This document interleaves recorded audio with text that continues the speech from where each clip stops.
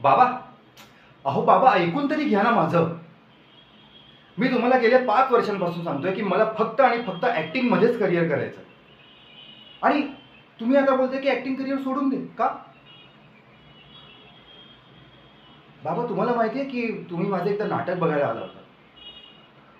त्या नाटकातली ॲक्टिंग बघून तुम्ही मला अक्षरशः मिठी मारली होती तो. तेव्हा माझा पूर्ण अभिमानाने असा भरून आला होता. वाटलं होतं तुमच्या क्षणी तेव्हा खूप रडून घ्यावं. जे मनात आहे नाही ते सगळं तुमच्यासमोर बोलून टाकावं.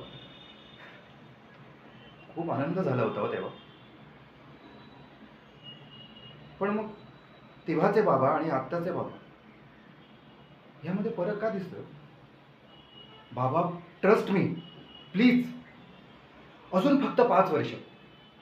बाबा, एकदा का याच्यामध्ये करिअर झालं ना की तुम्हाला पाठी वळून बघायची गरज नाही. हा, मला माहिती आहे, वेळ लागतो. पण एकदा का ह्याच्यामध्ये करिअर झालं ना की तुम्हाला परत पाठी वळून बघायची गरज नाही आहे.